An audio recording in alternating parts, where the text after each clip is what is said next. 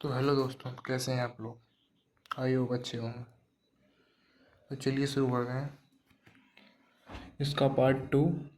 एक समान त्वरण से गतिमान वस्तु का शुद्ध गति की संबंधी समीकरण।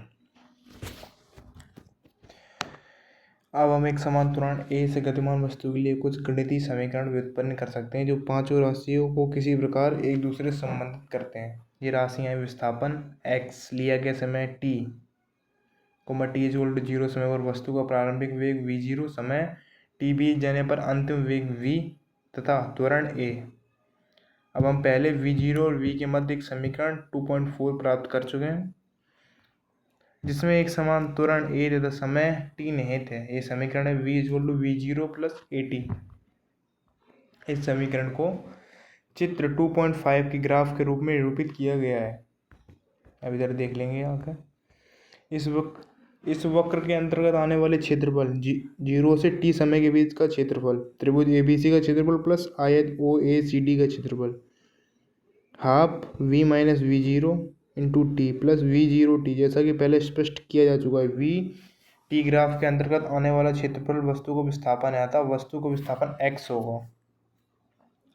तो x=हाफ v माइनस v0 और बाहर ब्रैकेट के t into T plus v0t, परंतु v माइनस v0 = 80, तो हो गया x=हाफ at² प्लस v0t, अथवा x=v0t प्लस हाफ at²।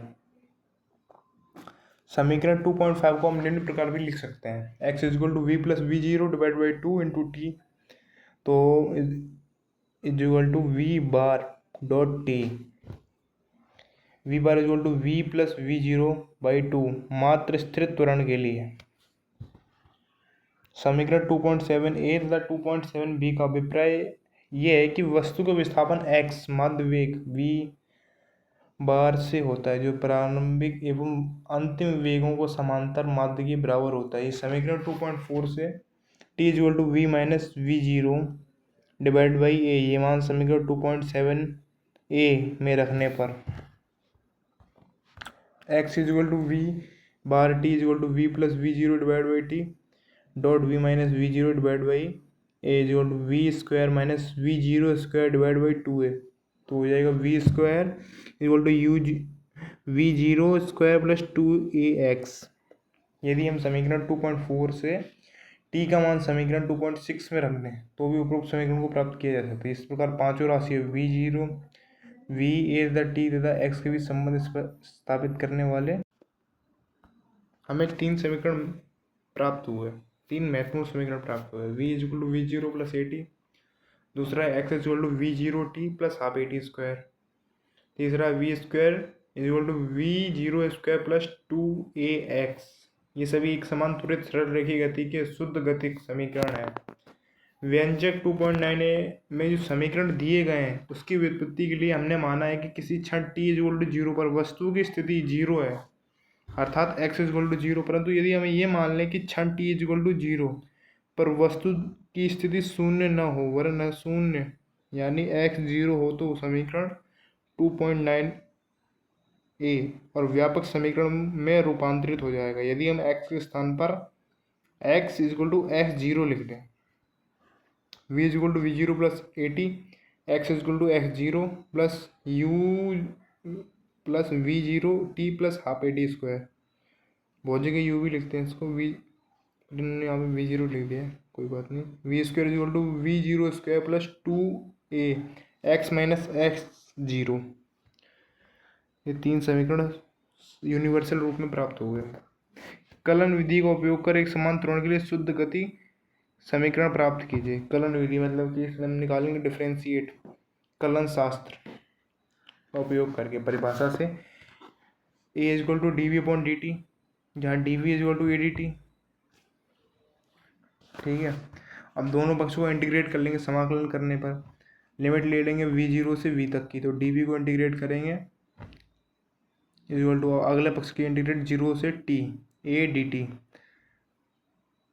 तो जब सेकंड पक्ष को इंटीग्रेट करेंगे a dt वाले को तो ये बाहर आ जाएगा, क्योंकि एक समान त्वरण है इसलिए त्वरण का तो उसमें कुछ होगा नहीं, और टाइम की हमने लिमिट ली तो 0 से t dt ए अचर है, इसमें लिख भी देना ए अचर है, इसलिए v minus V zero equal to A T, तो v equal to V zero plus A T. D T का जब हम करेंगे तो एक तो T minus zero into T plus T आ जाएगा बाहर, डी टी का जब वापस इंटीग्रेट करेंगे तो टी आएगा। अब इधर आ जाएंगे, कहाँ गया, पुनः v equal to D X upon D T, D X equal to V T, दोनों पक्षों को समाकलन करने पर डी एक्स एक्स जीरो से एक्स, ये लिमिट ले ली, इजल टू जीरो से टी वी डी टी। तो इसको वापस अपन करेंगे समाकलन, तो जीरो से लिमिट है टी की, V zero plus A T D T, V का मान हमने यहाँ रख दिया V zero plus A T, ठीक है। तो X minus X zero equal to V zero T plus half A T square, इसका मान रखने पर आ जाएगा। तो X equal to X zero plus V zero T plus half A T square. अब हम लिख सकते हैं कि A equal to D V upon D T equal to D V upon D X into D X upon D T equal to V D V upon D X, तो अथवा V D V equal to A D X, दोनों पक्षों को समाकलन करने पर उन्होंने व्यंजक वी डी वी को ए डी एक्स के बराबर, मतलब इस निर्गमन करने के लिए इतना सारा इन्होंने वो किया समाकलन। अब दोनों पक्षों को समाकलन इंटीग्रेट कर देंगे, वी जीरो लिमिट लेंगे वी तक की, ये नीचे लिखी होती है लोअर लिमिट और ऊपर वाली हायर लिमिट, वी जीरो से वी, तो V D V equal to X zero limit X A D X हो जाएगा V square minus V zero square divide by two equal to A X minus X zero. तो V square equal to V zero square plus two A X minus X zero. इस विधि का लाभ ये है कि इसका उपयोग असमान त्वरण वाली गति के लिए भी कर सकते हैं। उपरोक्त समीकरणों का उपयोग कुछ महत्वपूर्ण धारणाओं में करेंगे। अब है उदाहरण 2.3, किसी बहुमंजिले भवन की ऊपरी छत से कोई गेंद 20 मीटर सेकंड इनवर्स के वेग से ऊपर की ओर ऊर्ध्वाधर दिशा में फेंकी गई है, ऊर्ध्वाधर दिशा में फेंकी गई है। जिस बिंदु की गेंद फेंकी गई है धरती से उसकी ऊंचाई 25 मीटर है, गेंद कितनी ऊपर जाएगी तथा गेंद धरती से टकराने के पहले कितना समय लेगी। जी का उपयोग करना है हमें 10 मीटर सेकंड स्क्वायर पे। वाई अक्ष, अब है इसका हल ए, दो विधि से करेंगे इसलिए ए लिख लिया हमने पहला। ए मतलब गेंद कितनी ऊपर जाएगी पहला। वाई एक्स के चित्र के 2.6 में दिखाए गए अनुसार ऊर्ध्वाधर में ऊपर की ओर इस प्रकार चुनते हैं कि अक्ष का शून्य बिंदु धरती पर हो। तो V zero equal to plus 20 metre second inverse, ऊपर की ओर फेंकेंगे तो धनात्मक है इसलिए प्लस ले लेंगे। A equal to acceleration minus G, minus क्यों लेंगे क्योंकि नीचे वापस नीचे की ओर तो गुरुत्वाकर्षण माइनस में आएगा। Minus G equal to minus 10 metre second square, metre second minus 2 लिखा है तो मैं इसको पढ़ सकते हैं स्क्वायर, 10 मीटर प्रति second square. v equal to 0 metre second inverse. अब हम ले लेंगे सूत्र लगा कर निकालेंगे। यदि फेंके गए बिंदु से गेंद वाई ऊंचाई तक जाती तो समीकरण V square equal to V zero square plus 2a V minus Y zero से हमें निम्नलिखित परिणाम मिलेगा। जीरो इक्वल टू 20 का स्क्वायर कर लेंगे plus 2 into minus 10 into Y minus Y zero हल करने पर Y minus Y zero 20 metre मिलेगा। क्यों मिलेगा क्योंकि 20 का जब हम कर देंगे स्क्वायर होने के बाद 2 माइनस 20 20 से घटा दोगे इसलिए 20 मीटर रहेगा। इस खंड का उत्तर हम दो प्रकार से प्राप्त कर सकते हैं, दोनों विधियों को ध्यानपूर्वक समझें। अब 20 मीटर निकाल दिया उन्होंने, फिर गेंद कितनी ऊपर जाएगी 20 मीटर ऊपर जाएगी। अब इन्होंने चित्र बनाया है, इस खंड का उत्तर हम दो प्रकार से प्राप्त कर सकते हैं। अब इन दोनों विधियों को ध्यानपूर्वक समझें। तो पहली विधि इसमें हम गेंद के मार्ग को दो भागों में विभाजित करते हैं, ऊपर की गति a से b तथा नीचे की ओर गति b से c तथा संगत समय t1 एवं t2 निकालते हैं क्योंकि b पर वेग शून्य है इसलिए v equal to V zero plus A T, तो zero equal to b minus 10 t1 equal to 2 second. इस समय में गेंद बिंदु a से b पर पहुंचती है अर्थात अधिकतम ऊंचाई से गेंद गुरुत्व जनित त्वरण से मुक्त रूप से नीचे की ओर गिरती है। क्योंकि गेंद y की ऋणात्मक दिशा के अनुदिश चलती है इसलिए हम निम्नलिखित समीकरणों का उपयोग करके T2 का मान निकाल लेते हैं। y equal to y0 plus v0t plus half I T square.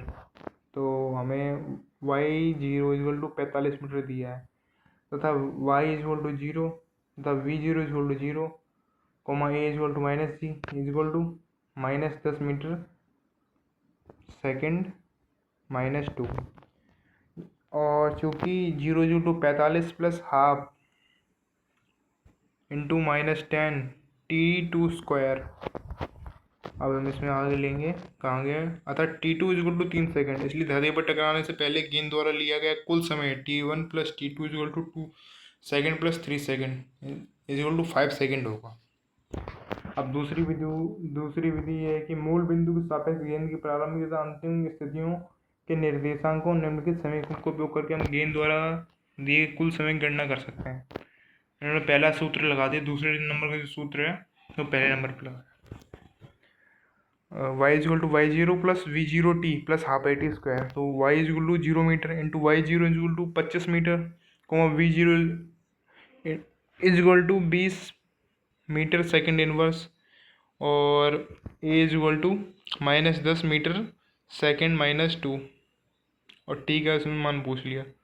पूरा समीकरण में मान रखते हैं 0 equal to 25 plus 20 t plus half -10 into T square. तो 5t square equal -20t -25 equal to 0। T के लिए इसे द्विघाती समीकरण को हल करेंगे, द्विघाती समीकरण को हम हल करेंगे तो t इक्वल टू 5 सेकेंड आ जाएगा। 10th क्लास की किताब में इसका सूत्र है b equal to minus under root करके द्विघाती द्विचार्य का सूत्र है, उससे हम इसको हल कर लेंगे। x equal to under root minus B square plus 4ac divide by 2 है। इस वाला सूत्र को करके इस वाला जो समीकरण है इसको हल करने पर t इक्वल टू 5 सेकेंड आ जाएगा। ध्यान दीजिए कि दूसरी विधि पहले से श्रेष्ठ है क्योंकि इसमें हमें गति के पथ की चिंता नहीं करनी, क्योंकि वस्तु स्थिर त्वरण से भी गतिमान है। स्थिर त्वरण से गतिमान, हमने इस चीज़ की चिंता नहीं करनी कि कहाँ पर किस दर जा रही है। गति के पथ की चिंता नहीं करनी, कौन से पथ, ऋणात्मक या धनात्मक, क्योंकि वस्तु स्थिर त्वरण से गतिमान है। स्थिर त्वरण अर्थात एक ही त्वरण से उसमें गतिमान है, नीचे की ओर आ रही है, ऐसा नहीं कि नीचे की ओर आ रही फिर ऊपर की ओर जा रही फिर नीचे की ओर, इसलिए स्थिर त्वरण से गतिमान है, इसलिए दूसरी वाली श्रेष्ठ है। अब है मुक्त पतन। उदाहरण 2.4 स्वतंत्रता पूर्वक नीचे की ओर गिरती हुई वस्तु की गति का वर्णन कीजिए। वायुजनित प्रतिरोध की उपेक्षा की जा सकती है, हाँ वो तो करनी थी। वायु का भी तो प्रतिरोध लगता है, इससे कि धीरे धीरे गति कम होती है। यदि धरती की सतह से थोड़ी ऊंचाई पर से कोई वस्तु छोड़ दी जाए तो वो पृथ्वी की ओर गुरुत्व बल के कारण त्वरित होगी। गुरुत्व जनित त्वरण को हम g से व्यक्त करेंगे। यदि वस्तु पर वायु के प्रतिरोध को हम नगण्य माने तो हम कहेंगे वस्तु का पतन मुक्त रूप से हो रहा है, मुक्त रूप से फ्री फॉल है। यदि गिरती हुई वस्तु द्वारा चली गई दूरी पृथ्वी की त्रिज्या की तुलना में बहुत कम है तो हम g को मान स्थिर, g के मान को स्थिर अर्थात 9.8 मीटर सेकेंड -2 ले सकते हैं। इस प्रकार मुक्त पतन एक समान त्वरण वाली गति का एक उदाहरण है। हम ये मानेंगे कि वस्तु की गति -y दिशा में है क्योंकि ऊपर की दिशा को हम धनात्मक मानते हैं। गुरुत्वीय त्वरण दिशा सदैव नीचे की ओर होती है। गुरुत्वीय त्वरण की जो दिशा होती है सदैव नीचे की ओर, मतलब नीचे वाला जो निर्देशांक होता है कोऑर्डिनेशन, तो वो माइनस की ओर होगा, इसे हम ऋणात्मक दिशा में लेते हैं। देखो अतएव a equal to minus G equal to -9.8 metre second -2। वस्तु को y इक्वल टू 0 पहली स्थिति शून्य विरामावस्था से गिराते हैं। पहले तो उसका वेग 0 ही होगा जब छोड़ने से पहले ही स्थिति, इसलिए v0 इक्वल टू 0। वस्तु के लिए गति संबंधी 2.9 mm दिए गए हैं समीकरण, उसको यहाँ पे उपयोग करेंगे। पहला चित्र बनाया है उन्होंने। इससे पहले 10 से गिर रही है, उससे पहले 5 से 10 से, इसकी गति धीरे धीरे बढ़ती जाएगी।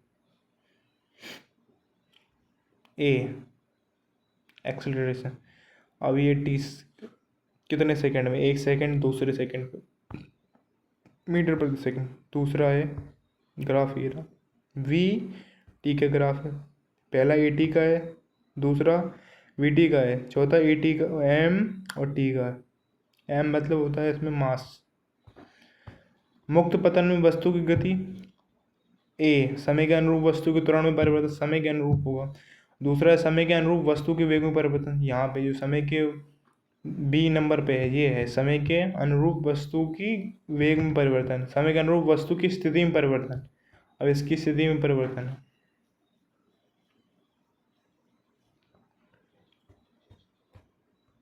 समीकरण निम्नलिखित प्रकार से व्यक्त किए जा सकते हैं। अब इसमें समीकरण व्यक्त करने हैं। v equal to 0 minus G, T equal to minus 9.8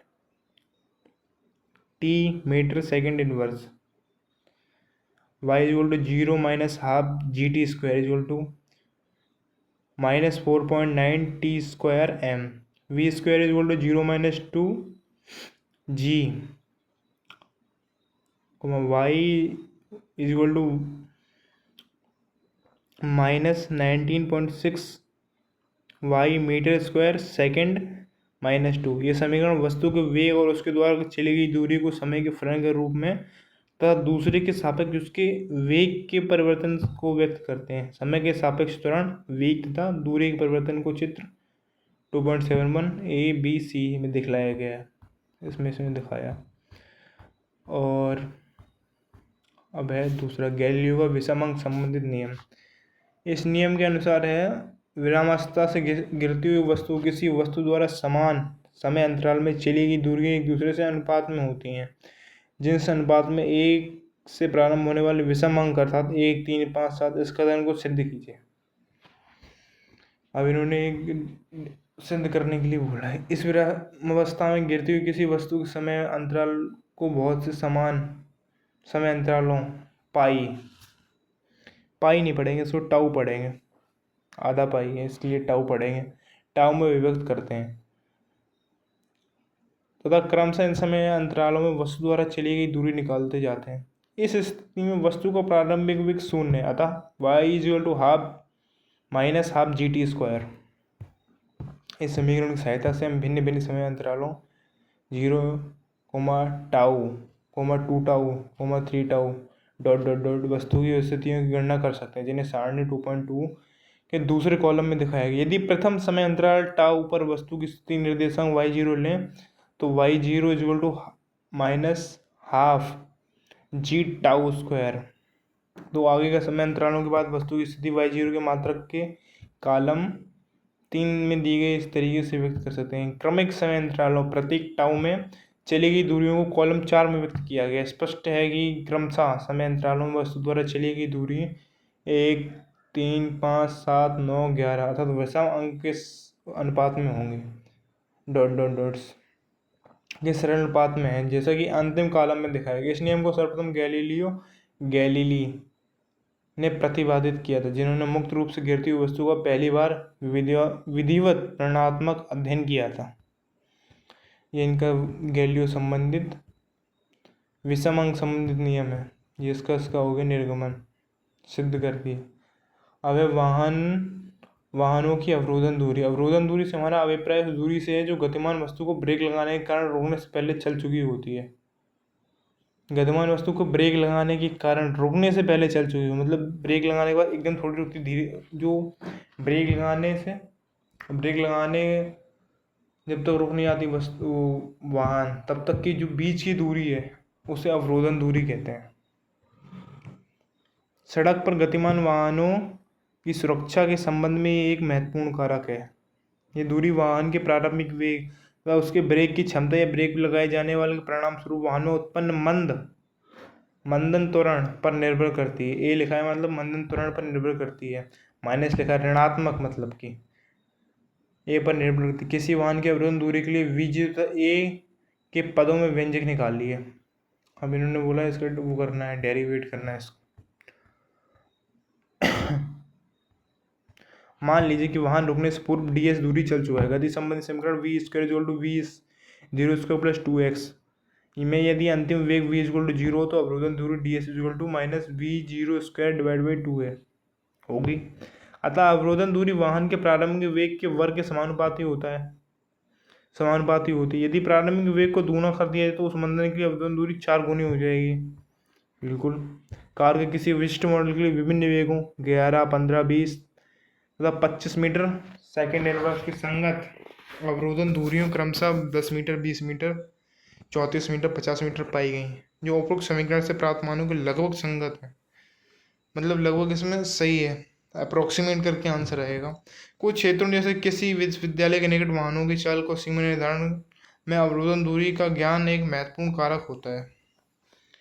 प्रतिक्रिया काल, कभी कभी हमारे सामने ऐसी स्थिति पैदा हो जाती है कि हमसे तत्क्षण कार्रवाई की अपेक्षा की जाती है।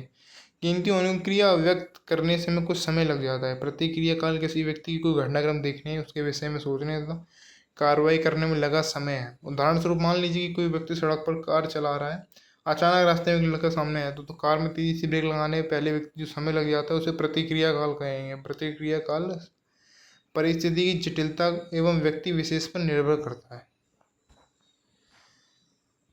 परिस्थिति की जटिलता और व्यक्ति विशेष पर निर्भर, कैसा व्यक्ति है उस पर निर्भर करेगा, और परिस्थिति की जटिलता मतलब कैसी सिचुएशन है उस पर निर्भर करेगा।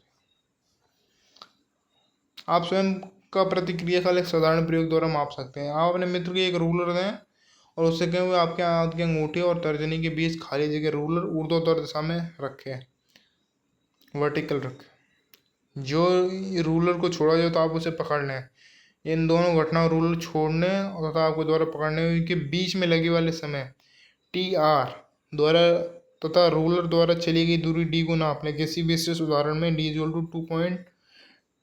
= 2.21.0 सेंटीमीटर। तो प्रतिक्रिया काल की गणना कीजिए। तो अब हम गणना करते हैं। रूलर मुक्त रूप से गिरता है तो V0 = 0, विरामावस्था में तो 0 हो जाएगी प्रारंभिक गति।